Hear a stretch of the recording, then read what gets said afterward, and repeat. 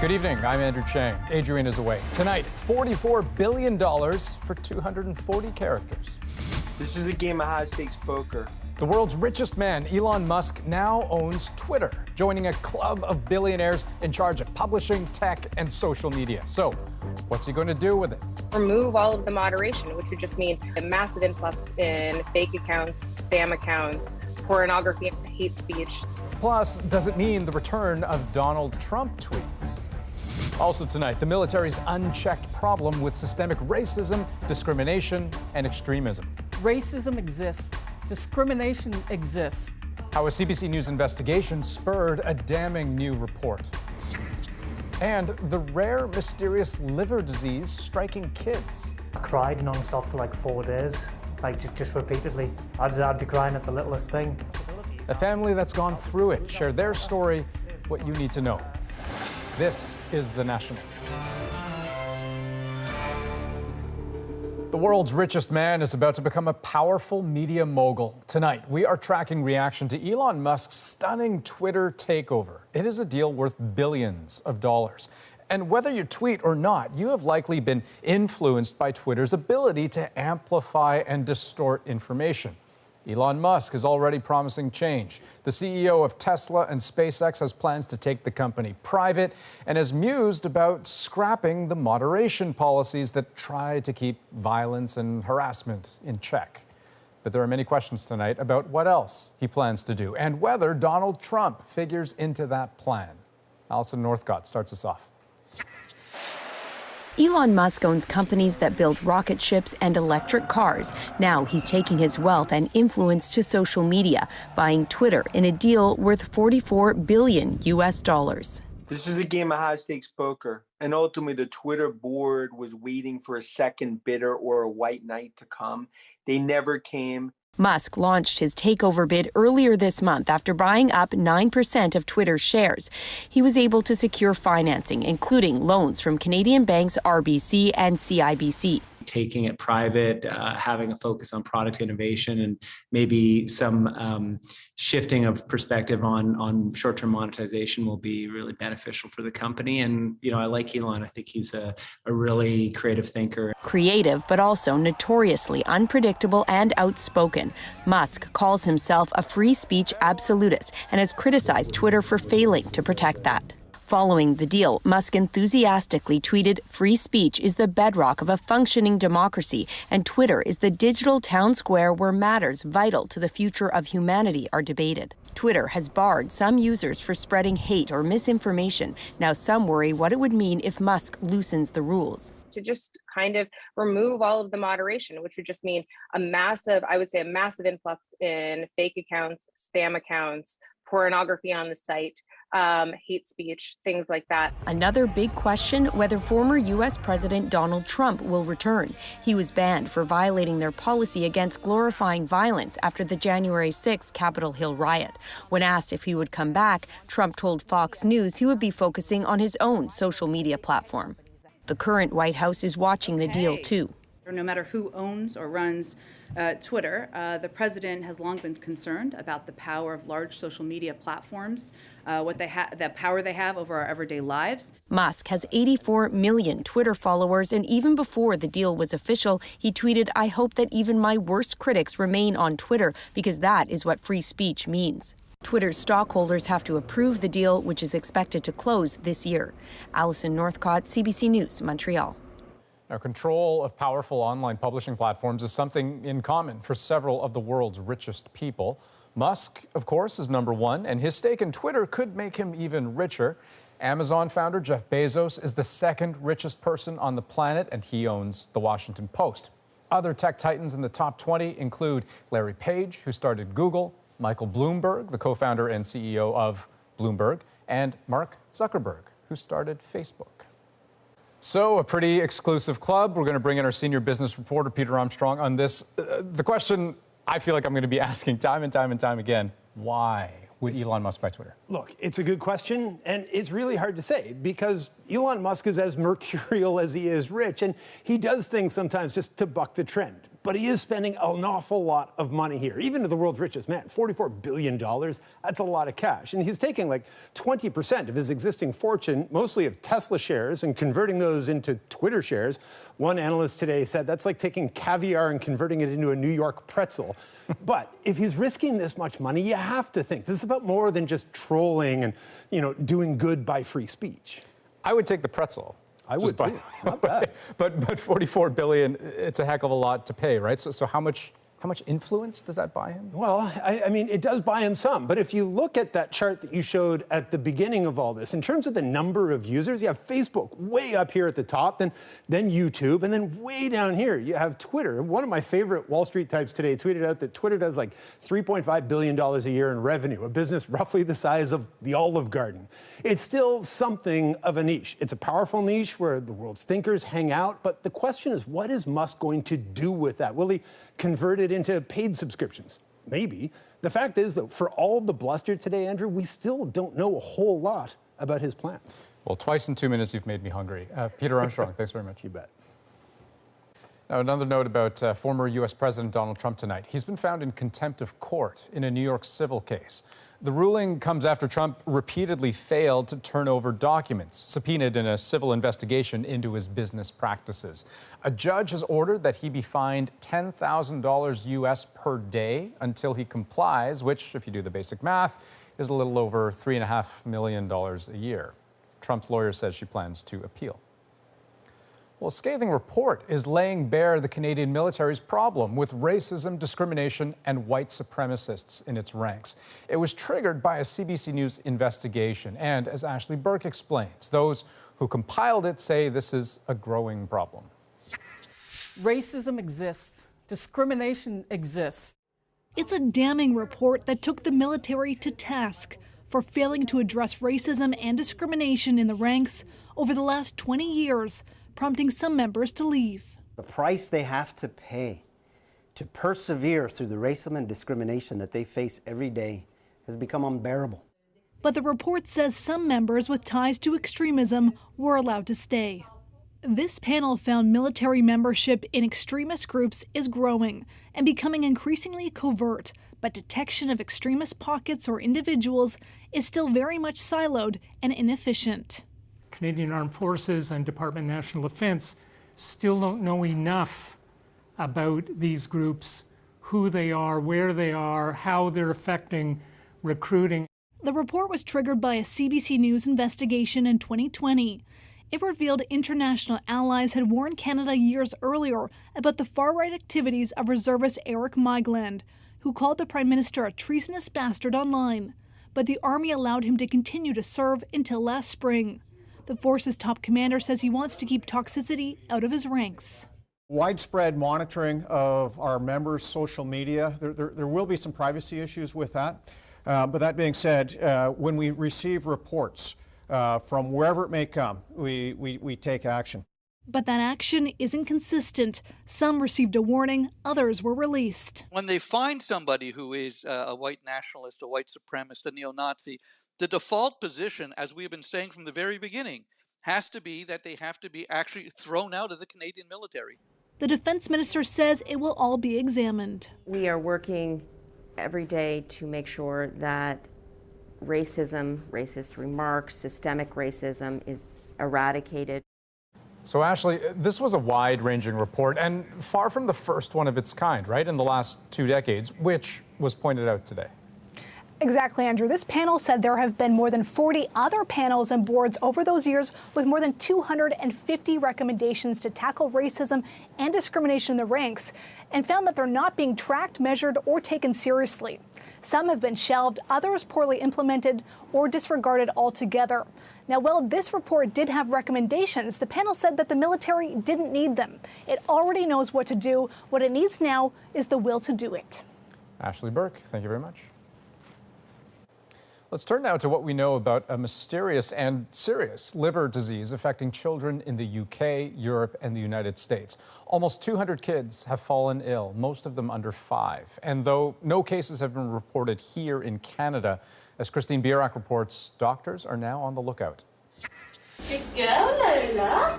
Just weeks ago, 3-year-old Lola Rose was in a coma. British doctors told her parents she had hepatitis, her liver was failing, and she needed a transplant to survive. I cried non-stop for like 4 days, like just repeatedly. I'd be crying at the littlest thing. Her father was able to donate a piece of his liver. Days after the surgery, their happy toddler was back. They knew what was wrong and they knew how to treat it. What doctors don't know is exactly what caused it and whether they're seeing an actual increase in cases. This is, at the moment, still an incredibly rare disease. The WHO has identified a small surge of at least 169 cases of acute hepatitis in children in 12 countries. 17 needed liver transplants, and 1 child has died. There's no question about the fact that this is not related to COVID vaccines. The vast majority of these children were too young to be vaccinated, and while 20% of them had COVID, doctors doubt that virus is responsible. Part of this mystery is that none of the children were infected with a virus that usually causes hepatitis. Instead, 75% were infected with an adenovirus, which usually leads to common cold symptoms. Could this be a new hepatitis virus, or could this be a new viral syndrome that also involves the liver? He notes hepatitis or inflammation of the liver can also be caused by exposure to chemicals or alcohol. Doctors here are now monitoring for cases. There's definitely investigation of severe hepatitis cases going on in Canada. We don't know if these are the same syndrome or fit the exact definition. Symptoms often include jaundice or yellowing of the eyes and skin and dark-colored urine. But doctors insist severe cases remain rare, and most children make a full recovery. Christine Birak, CBC News, Toronto. Turning to Ukraine, where war has now raged for 61 days, with new attacks and new promises of Western support. A sovereign, independent Ukraine will be around a lot longer than Vladimir Putin's on the scene. And our support for Ukraine going forward will continue. It will continue until we see final success. Now, as if in response to that comment, Russian missile strikes today blasted 5 key railway sites across northwestern Ukraine, trying to cut off the flow of foreign weapons and supplies. David Common was at one of those sites moments after the attacks. He has the latest on the situation tonight. This is the early minutes after a Russian missile found its target. Black smoke pouring, one of 5 strikes taking aim at Ukraine's rail infrastructure. Beneath those flames are the tracks used to ferry much-needed weapons and ammunition from abroad. At least one of these strikes was deadly. Even hundreds of kilometers from the main fighting, Russian missile attacks continue to strike major areas, including rail lines. Rail lines used for this extraordinary meeting. Late Sunday, the U.S. Secretaries of State and Defense taking the train to Ukraine's capital, meeting with the country's defiant president. Russia is failing. Ukraine is succeeding. Russia has sought as its principal aim to totally subjugate Ukraine, to take away its sovereignty, to take away its independence. That has failed. Ukraine's defense minister calls U.S. offers of more money, more weapons, and a reopening of their embassy to be a true brotherhood.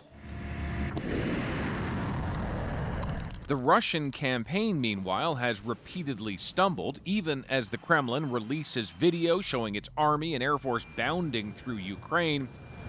Russian advances have actually been constrained, except in Mariupol, where they control much of the city. It remains unclear about how much or how little Vladimir Putin is even being told by his top officials about the state of the war. Today, he alleged Western-backed assassins were planning to kill famous Russian journalists. This may seem like Ukraine, but it's actually a Russian fuel depot near the border. Was it a rare counterattack? That's unclear. Still, how all this ends, or when, or who helps negotiate it, remain open questions.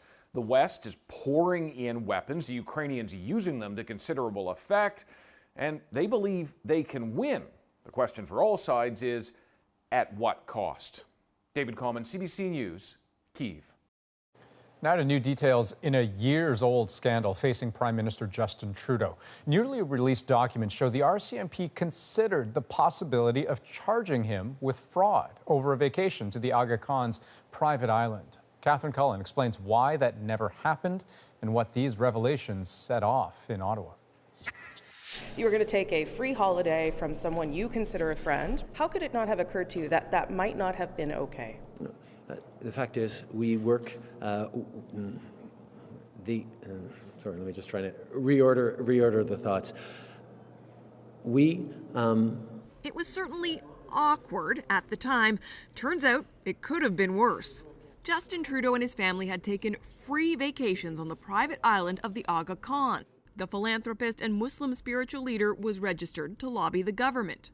On this issue of a family vacation with a personal friend, it wasn't considered that there would be an issue there. But it was a big issue. Ethics Commissioner Mary Dawson found he violated the Conflict of Interest Act 4 times. Now, new documents reveal the RCMP considered criminal charges against the Prime Minister. Access to information documents obtained by the Conservative Party show police considered breach of trust charges but didn't have evidence. On the charge of fraud, police found it was unclear because the law says an official can accept benefits from individuals with government dealings provided that official has written consent from the head of their branch of government, meaning Trudeau could have written himself a letter making it okay to accept the vacation. The Conservatives argue that's not right. The Mounties didn't proceed with charging the Prime Minister because the Prime Minister may have granted himself a get-out-of-jail-free card. So did the Prime Minister give himself the power to break the law? There was 5 years ago a report that was done by the Ethics Commissioner. That report made all of the matters clear. The Prime Minister responded appropriately. He quickly changed topics to the budget. The documents do show that the RCMP was also weighing other issues, like whether the force could access evidence from the Ethics Commissioner. But it's clear that half a decade after those trips, the Aga Khan vacations are still haunting the Prime Minister. Catherine Cullen, CBC News, Ottawa. In Nova Scotia, new revelations today about the fake RCMP car driven by the man who killed 22 people 2 years ago, including just how many people knew he had it and how he convinced people not to report it before that deadly weekend. Kayla Hounsell reports. New photos of the gunman's mock police car show just how precise a replica it was. Not just outside, and new evidence shows Gabriel Wortman showed the car off to friends and family, patients at his denture clinic, and many others in the community. He was there on and off quite a bit. This man works at the warehouse where the federal government auctions off items it doesn't need anymore. It's where the gunman bought the car he would turn into the replica.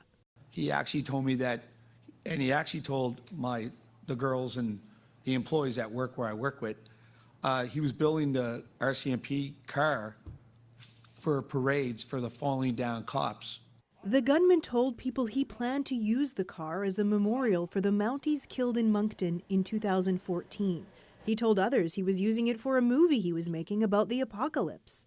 So the perpetrator ordered a lot of accessories for the cruiser on eBay and on Amazon.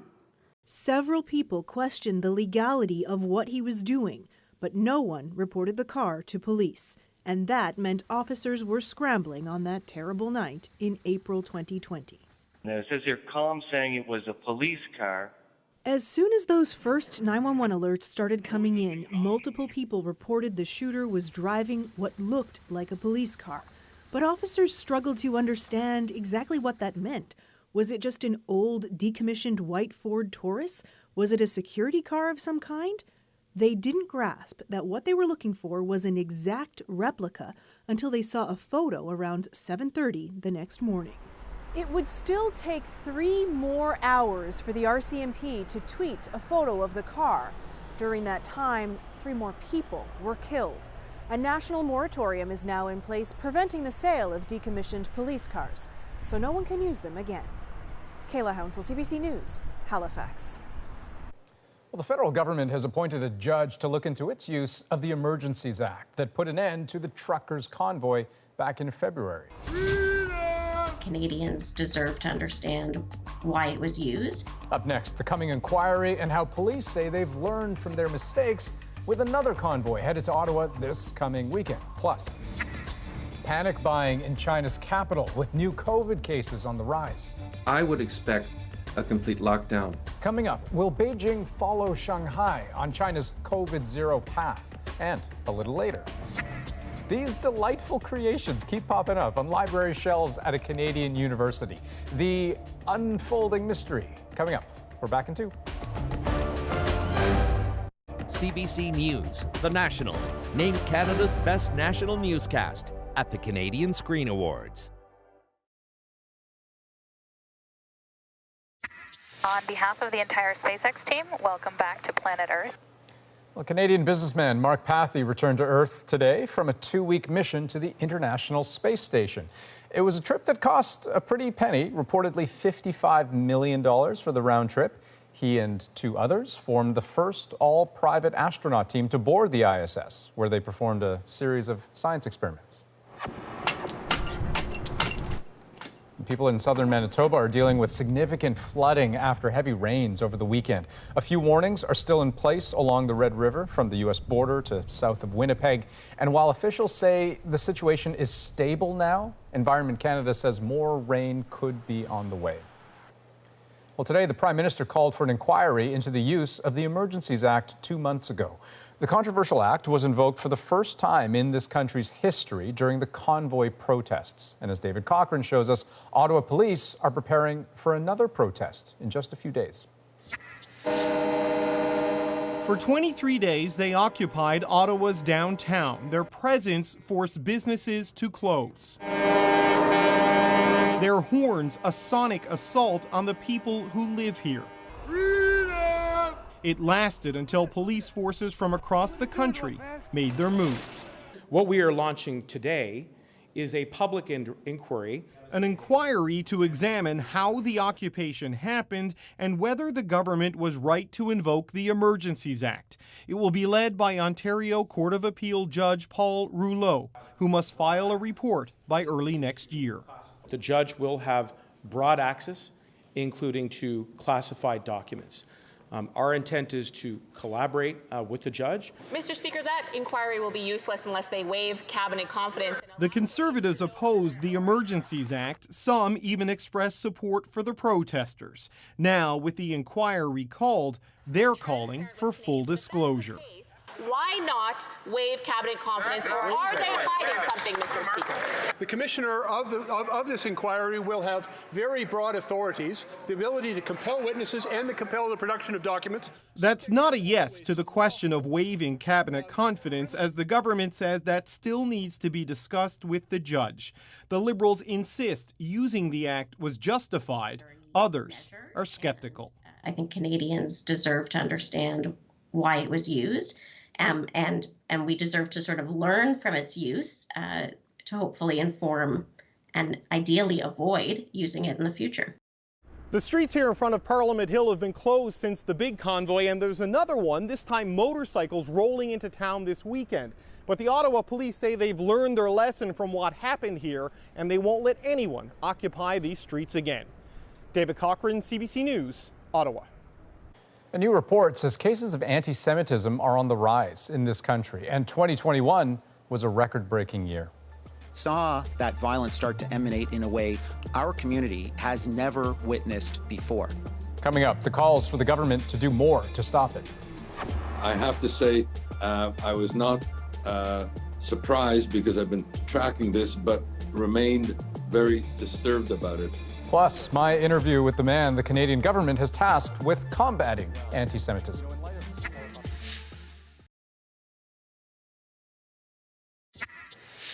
Welcome back. The Jewish advocacy group B'nai B'rith says 2021 was a record-breaking year for anti-Semitism in Canada. It recorded nearly 2,800 incidents, some of which you're about to see. Sarah Levitt reports. It was terrifying. Reverend Hassan Daniel Ben Lolo says he still gets chills thinking about what happened last May. Violence broke out at a pro-Israel rally held in the midst of deadly fighting between Israel and Hamas when counter-protesters arrived. I had my kippah on my head, and clearly I could be identified as a Jewish person, and people were actually throwing slurs on my way. The clash, which resulted in 15 arrests, is just one of many documented in B'nai B'rith's annual anti-Semitism report. The Jewish organization lists a record number of anti-Semitic incidents in 2021, 2,799 compared to 2,610 last year. Online hate accounted for most of that, but violent incidents rose from 9 to 75 in 1 year, many of them in that month of May. We saw that violence start to emanate in a way our community, a generation of Jews in this country, has never witnessed before. Statistics Canada compiles its own data on hate crimes based on police reports. B'nai B'rith uses those numbers too, but it also includes incidents of harassment, vandalism, and violence reported directly to it. In cases where there's video evidence, individuals carrying out the acts can be clearly identified, or there were documented arrests. B'nai B'rith cautions, however, that its numbers might be an undercount because Montreal and Toronto police did not provide data. The report details incidents including this one, where a Toronto man was attacked allegedly for being Jewish, harassment experienced by a sitting MP. I personally witnessed the car that is referred to in the B'nai B'rith report that drove up and down Kildare Road in my riding in Mount Royal in the city of Côte St. Luc, screaming insults, epithets, and kill the Jews, kill the Jews. 2 men were later arrested. The federal government held a national summit on anti-Semitism last July. B'nai B'rith called it a step in the right direction, but wants a national action plan. Sarah Levitt, CBC News, Montreal. Now, Irwin Cotler is Canada's special envoy on preserving Holocaust remembrance and combating anti-Semitism. He joined me earlier from Jerusalem, where he and his international counterparts are meeting this week. Can I start just by asking, what went through your head when you saw the audit from B'nai B'rith of anti-Semitic attacks in Canada? Well, noting that this was the highest level of anti-Semitic incidences ever reported in the last 40 years, I have to say I was not surprised because I've been tracking this, but remained very disturbed about it. We've had similar reports coming in from the UK, which has reported the highest level ever there. France, which not unlike Canada, had a spike of 75% in violent anti-Semitic attacks. Same with regard to Germany and similarly in the US. So this is a global phenomenon. And part of it is not unrelated to the Hamas-Israel war in May 2021, where at the time, Jews were targeted in the streets and in their neighborhoods, on the campuses and in their communities. Synagogues were torched, Holocaust memorials defaced, cemeteries desecrated, Jewish institutions vandalized. That led then to the highest spike both in anti-Semitic hate crimes and anti-Semitic hate speech. So this is really confirming that phenomenon that we saw in May. You know, Mr. Cotler, it is an old problem, but one that seems to continually take on new forms. And so I'm wondering, you know, what is it that you think non-Jews sort of fail to appreciate? Because how could they? Of what anti-Semitism actually looks like in 2022. We've seen this again as a global phenomenon, is the increasing mainstreaming, normalization, almost legitimation of anti-Semitism, particularly in the campus culture and the absence of outrage underpinned by indifference and inaction. That's why I was pleased that Canada held the first ever national summit to combat anti-Semitism last July. And then in October, the Prime Minister made a series of country pledges at the Malmo Global Forum on Holocaust Remembrance and Combating Anti-Semitism to, in fact, enhance Holocaust education and education anti-Semitism across generational lines, to combat the intensification of anti-Semitism on the internet, the explosive nature of hate speech, to enhance the adoption and implementation of the International Holocaust Remembrance Alliance working definition on anti-Semitism, and to develop a national action plan. You know, in light of Holocaust Remembrance Day this week, you know, I've heard you say that it is about remembering, but about remembering to act as well. So beyond the millions of dollars that we've seen in the budget, the most recent budget earmarked for Jewish educational initiatives, as you speak of, tell me, what more action would you like to see this country take that would meaningfully demonstrate to you that this government is serious about tackling this problem? Well, we have to combat Holocaust distortion as well as Holocaust denial. In fact, that's the even more serious phenomenon. We saw it even with COVID-19, where Jews, the Jewish people, Israel, were blamed for having manufactured the COVID virus, for causing its spread and even profiting from it. Those kinds of tropes that are part of a whole industry almost of Holocaust distortion. And there is an international campaign by IRA to protect the facts, and that's something we're going to be engaging in. In fact, as I speak with you, I'm on the eve of a meeting of special envoys for Holocaust remembrance and combating anti-Semitism, convening tomorrow in Jerusalem, and I will be sharing with them a national action plan that can be looked at as a global action plan to combat anti-Semitism, organized around the notion that the Holocaust is a paradigm for radical evil, but anti-Semitism is a paradigm for radical hate. Indeed, you can't understand the Holocaust without understanding the centrality of anti-Semitism. Simply put, Jews were murdered at Auschwitz because of anti-Semitism. But anti-Semitism itself did not die at Auschwitz. It remains a bloodied canary in the mineshaft of global evil today. And as we've learned only too painfully and too well, while it begins with Jews, it doesn't end with Jews. It's toxic to our democracies. It's an assault on our common humanity, and we need our collective involvement to combat it. Irwin Cotler, good of you to make time for us to speak from Jerusalem. Thank you so much. And good speaking with you. Well, in the war on Ukraine, Russia has its sights set on the strategic port city of Odesa, and that is stirring up a lot of feelings for those in the city with Russian backgrounds. It's like your father betrayed you, that you never expected. Coming up, Margaret Evans looks at the war through the lens of one of Ukraine's most unique cities. Plus, could Beijing be locked down next? How the country's strict COVID-0 policy is playing out in China's capital.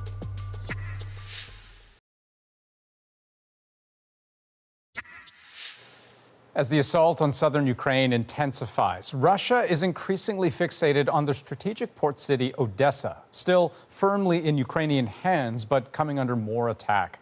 Missile strikes this past weekend killed at least 8 people, including a 3-month-old child. Some are now fleeing the city, fearing the horrors seen elsewhere are not far away. But many others aren't just staying. They're digging in, ready to protect their city. Odesa has long been a melting pot of cultures, including Russian, the language most spoken there. But as Margaret Evans shows us, many now reject that heritage and identify strongly with Ukraine. They'll fight on the beaches, but not quite like anyone else. The people of Odesa have long prided themselves on being just a little bit different. A city-state, if you like, with ties to everyone and no one. But the Russian threat, its warships squatting somewhere off the coast in the Black Sea, is forcing lines long left deliberately blurred in Odesa to harden and take shape. Andrey Palchevskiy is a qualified master mariner. He returned from a job at sea as soon as news of the invasion reached him. Because if everybody will run, or if everybody will hide, there wouldn't be Ukraine maybe a few weeks ago already. 37 years old, born and raised in Odesa, Palchevskiy says he saw himself as Russian for most of his life. I wasn't born there, but I grown up, and my parents always told me, you're Russian, and I didn't even connect myself with Ukraine, to be honest. That started to change in 2014, when Russia annexed Crimea in the wake of the Maidan uprising, when Ukrainians rejected closer ties with Moscow. Russia's latest invasion, he says, has sealed his conversion. It's like your father betrayed you, that you never expected. Actually, it would be much easier if you invaded us or USA, because we were told that you are the enemies all our lives.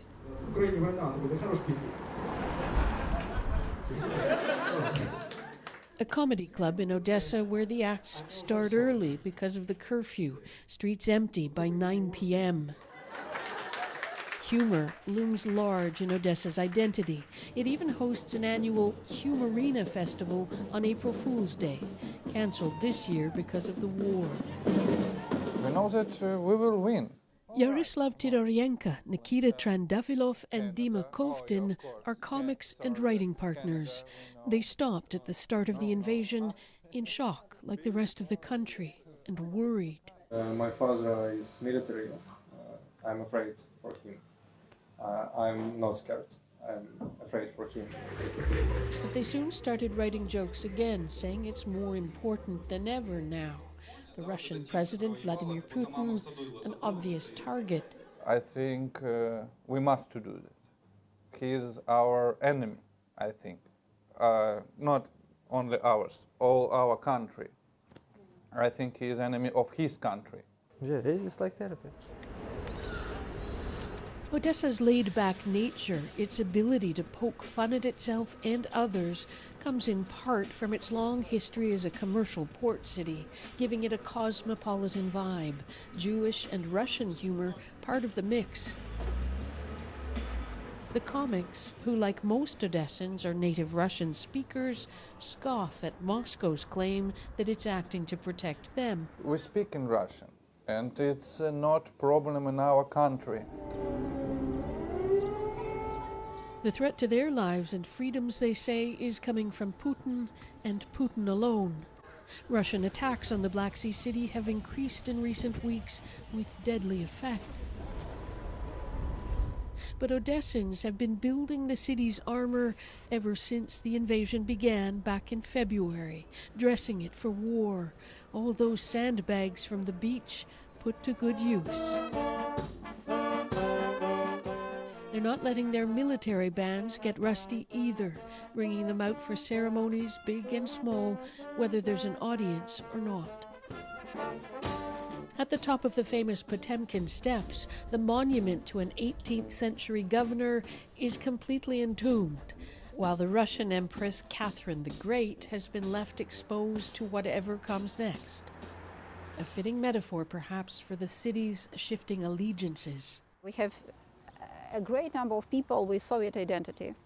They think that Soviet times were the best. Philosopher Oksana Dovgopolova says Putin's war is backfiring if he'd hoped Odesa would embrace it. Some of our political leaders, whom we understood absolutely as pro-Russian, now they said, we fight for our freedom. Dovgopolova accuses Putin of trying to rewrite Odesa's history as a mirror of his own delusions. They said its empire came and they created the city now. It is a site with a deep history. This year's Humorina Festival may have been cancelled, but there have been impromptu concerts like this one. Tugging at heartstrings as the conflict grows closer to the city known as Odesa Mama. Natalia Kravtsova is worried for her. Because Odesa Mama shelters everyone, hugs everyone, she says. We have a very international city and welcome people no matter what language they speak. When it comes to Russia, though, Mama Odesa may well be hardening her heart. Master mariner Andrey Palchevskiy says his eldest son used to insist he was Russian, like his grandfather. And now he hates them. That's what Vladimir Putin's quest for a new Russian empire has won him in Odesa. Hatred, not only from the current generation, but the next one too. Margaret Evans, CBC News, Odesa. With COVID cases on the rise in Beijing, some believe a strict lockdown is on the way. But there are many who doubt China's COVID elimination policy. Scientifically, no, it cannot be done. The virus is always there. Coming up, how fears of that looming lockdown are playing out in China's capital.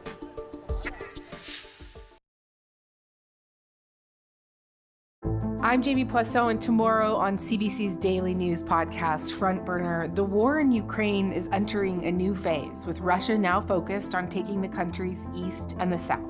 We look at the latest situation and where things could go from here. Subscribe wherever you get your podcasts.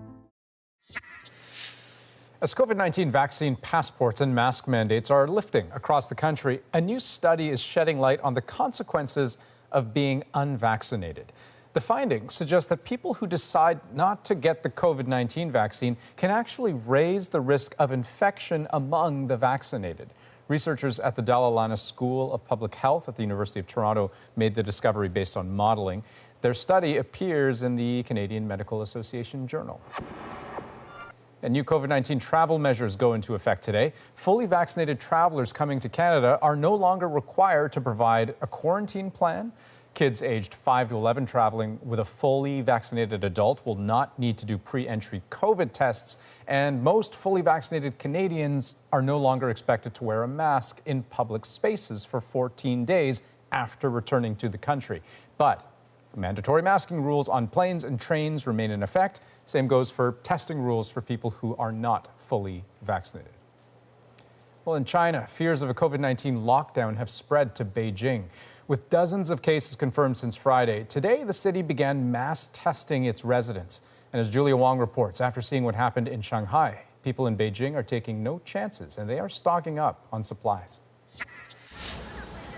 Lines snake outside Beijing supermarkets as residents snap up groceries, panic buying over fears of a lockdown. Seeing so many people buying food at the same time made me a little nervous, this woman says. Most of the city's 21 million residents will be tested. There's definitely a certain degree of worry because it will affect jobs, this man says, but I don't think it will develop as it has in Shanghai. Residents in that city have been in some form of lockdown for more than a month. This expert says Beijing could be headed for the same fate. I would expect a complete lockdown. If there is one, some doubt it will be a repeat of what happened in Shanghai, which saw some residents go without food or water. It's going to be much better managed, partly because it's the capital of China and it has a lot of political sway. China's Communist Party wants to project stability, but this chase towards COVID-0 could undermine that. These are internationalized professionals, many of them who have experience overseas, and they are used to better treatment. And so I think the risk that the party is now running is alienating its middle classes. As for COVID-0, one epidemiologist says that goal may be a pipe dream. Scientifically, no, it cannot be done. The virus is always there. The virus keeps on changing. But for now, it's a policy China seems willing to chase. Julia Wong, CBC News, Edmonton. And next, an anonymous artist is leaving their mark in a university library. We just started discovering turtles in various places in the library.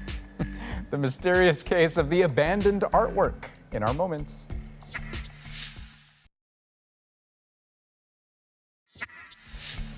Well, these intricate origami animals have been inexplicably popping up in Ontario's Western University libraries since last fall.